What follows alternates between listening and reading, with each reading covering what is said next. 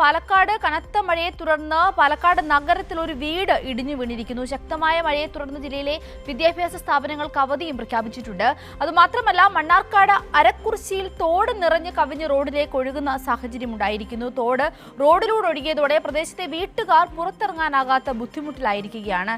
സന്തോഷ് സർലിംഗ് ചേരുന്നുണ്ട് വിവരങ്ങളുമായി. സന്തോഷ്, ഇപ്പോൾ ഇതാ പാലക്കാടും മഴക്കെടുതി രൂക്ഷമായിരിക്കുകയാണ്. തോട് കരകവിഞ്ഞൊഴുകുന്നു, അങ്ങനെ ഗതാഗതം തടസ്സപ്പെടുന്നു, വീട് ഇടിഞ്ഞു വീഴുന്നു. ഇപ്പോൾ വീട് ഇടിഞ്ഞു വീണതിൽ ആർക്കെങ്കിലും പരിക്ക് പറ്റിയിട്ടുണ്ടോ? ആ വീട്ടിൽ ആ സമയത്ത് താമസക്കാർ ഉണ്ടായിരുന്നു? എന്തൊക്കെയാണ് വിവരങ്ങൾ?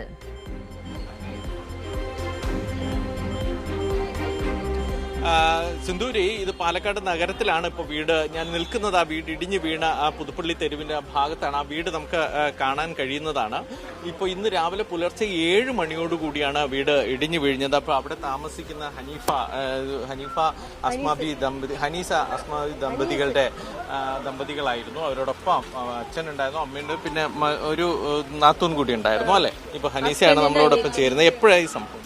ഇന്ന് രാവിലെ 7-8 ഉള്ളിലാണ് സംഭവം നടന്നത്. ഇവിടെ ഇങ്ങനെ സൗണ്ട് കേട്ട്, ആ സൗണ്ട് കേട്ടപ്പോ ഞങ്ങൾ എല്ലാരും ബൈക്ക് ഓടി. പിന്നെ ഒന്നായിട്ടാണ് വീണിട്ട് ഇവിടെ എത്തിയപ്പോഴേക്കും അച്ഛനും മൂലക്കുണ്ട്. ആ അച്ഛനെ വിളിച്ചൊന്നും സൗണ്ട് കേൾക്കണില്ല. അവര് പറ്റി കിടക്കുകയാണ് അവിടെ. വീണൊക്കെ കഴിഞ്ഞപ്പോ ആ സൈഡ് മാത്രം നിൽക്കുക, ആ നടുവത്ത്. എന്നിട്ട് മെല്ലെ അണിച്ചു അതിന് വീട് കൊടുത്തു. ഞങ്ങൾ അച്ഛനെ വേഗം കൊണ്ടുപോയി. അത് ഒരു 10 മിനിറ്റിനുള്ളിൽ ഇവിടെ ഈ ദീപാവലി കടന്നിട്ടുണ്ടായിരുന്നു. പറഞ്ഞു ശരിയില്ലാത്ത ഉള്ളിക്ക് വരികയാണ്. ഡെയിലി രാത്രി ഇവിടെ ദിവാനി ഉണ്ടായിരുന്നു ഫ്രണ്ടില്. അത് ആ ദിവാനിലാണ് അവരെ കടക്കല് എപ്പോഴും. മഴയാണ്. ആ മഴയ്ക്കാണ് അത് എന്റെ ഹസ്ബൻഡിന് വണ്ടി. ഞങ്ങൾ മാസം അടയ്ക്കുന്ന വണ്ടിയാണ് അത്. 15-ാം തീയതി ഞങ്ങൾക്ക് അയൽക്കൂടത്തിന് ലോൺ എടുത്തിട്ട് അടയ്ക്കുന്ന വണ്ടിയാണ് അത്. 15-ാം തീയതി ആകുമ്പോൾ അതിന് ലോണ് വരും.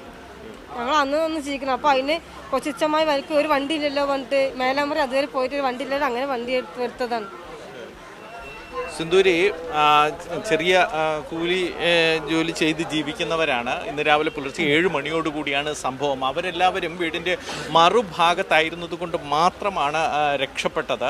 ഇതാണെങ്കിൽ മൺചുവരുകളുള്ളൊരു ഭാഗം. കഴിഞ്ഞ 2 ദിവസമായി തുടർച്ചയായി പെയ്യുന്ന മഴ താങ്ങാനൊരു ശേഷി ആ വീടിനുണ്ടായിരുന്നില്ല. ഇടിഞ്ഞു വീണു. അവരുടെ ജീവനോപാധിയായ വാഹനങ്ങൾ നമുക്ക് കാണാൻ കഴിയും. ഇതെല്ലാം ഫ്രണ്ടിലെ ആ വീടിൻ്റെ ആ ഇടിഞ്ഞ വീടിൻ്റെ ഇടയിലേക്ക് കിടപ്പുണ്ട്.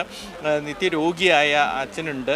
അപ്പോൾ ഇവർക്കൊക്കെ ചികിത്സാ സഹായമൊക്കെ സർക്കാരിൽ നിന്ന് ലഭിക്കുന്ന മാത്രമാണ് ഇവരുടെ ഉപജീവനമാർഗ്ഗം. അപ്പോൾ ഈ വീട് കൂടി തകർന്നത് അവരെ ഏറെ വിഷമിപ്പിക്കുന്ന ഒരു കാര്യം. എന്തായാലും കഴിഞ്ഞ 2 ദിവസം പാലക്കാട് നഗരത്തിലുണ്ടാകുന്ന ഒരു വലിയ മഴയാണ് ഇത്ര കനത്ത നാശനഷ്ടങ്ങളിലേക്ക് എത്തിച്ചിരിക്കുന്നത്. ഇപ്പോൾ ഇവിടുത്തെ കൗൺസിലർ കൂടി നമ്മളോടൊപ്പം ചേരുന്നുണ്ട്.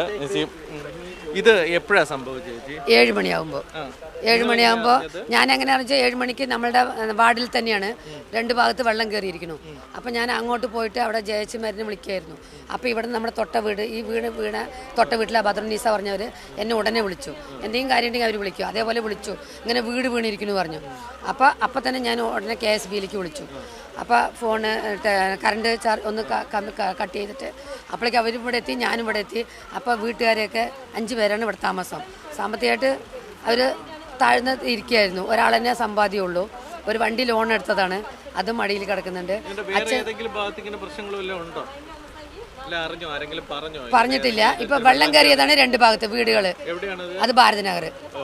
അത് ചാലിലിപ്പോൾ 3-ാം ഡിവിഷനും 4-ാം ഡിവിഷനും ആൾ വന്നിട്ടുണ്ട്. നമ്മളിവിടെ കേട്ടപ്പോൾ വേഗം ഉടനെ അവിടെ നിന്ന് ഓടി വന്നു ഇവിടെ. പിന്നെ KSBയിലേക്ക് വിളിച്ച് കറണ്ട് ഓഫാക്കിയ പിന്നെ ആൾക്കാർ താമസിപ്പിക്കണം. നമുക്കിപ്പോൾ നമ്മുടെ പള്ളി എവിടെയെങ്കിലും ഇപ്പോൾ താമസിപ്പിക്കാൻ വേണ്ടി ഇവരുടെ ബന്ധുക്കാരും ഉണ്ട്. ഇവരോടത്ത് ചോദിച്ചിട്ട് എവിടെയായാലും നമ്മളിപ്പോൾ സേഫ്റ്റി ആക്കാന്ന് വേണ്ടിയിരിക്കുന്നുണ്ട്. സിന്ധൂരി, നമ്മളിപ്പോൾ കേട്ടത് ഇവിടുത്തെ വാർഡ് കൗൺസിലറിൻ്റെ വാക്കുകളാണ്. ഇനി എന്തായാലും ഇവരെ സുരക്ഷിതമായി മാറ്റി പാർപ്പിക്കുക എന്നതാണ്. അതോടൊപ്പം ഈ മേഖലയിലെ വൈദ്യുതി ബന്ധവും വിച്ഛേദിച്ചിട്ടുണ്ട്.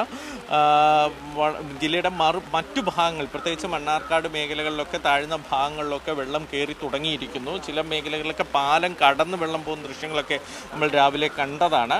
ജില്ലാ ദുരന്ത നിവാരണ സേനയും ജില്ലാ ഭരണകൂടവും സ്ഥിതിഗതികൾ വീക്ഷിക്കുകയാണ്. അതുകൊണ്ട് തന്നെയാണ് മലയോര മേഖലകളിലെ ടൂറിസം വിനോദസഞ്ചാര കേന്ദ്രങ്ങളിലേക്ക് വിനോദസഞ്ചാരികൾ പ്രവേശിക്കുന്നതൊക്കെ ഇപ്പോൾ വിലക്കിയത്. അല്ലാതെ ഇന്ന് പുലർച്ചയോടുകൂടി തന്നെ വിദ്യാഭ്യാസ സ്ഥാപനങ്ങൾ പ്രവർത്തിക്കുന്നുണ്ടെങ്കിൽ അവയ്ക്കും അവധി നൽകിയിരിക്കുകയാണ്. ഇത്തരത്തിൽ കൂടുതൽ അനിഷ്ട സംഭവങ്ങൾ ഉണ്ടാകുന്ന മേഖലകൾ പരിശോധിച്ച് ആ മേഖലകളിൽ നിന്ന് കൂടുതൽ പേരെ മാറ്റി പാർപ്പിക്കാനാണ് ഇപ്പോൾ ജില്ലാ ഭരണകൂടത്തിൻ്റെ തീരുമാനം. സിന്ധൂരി.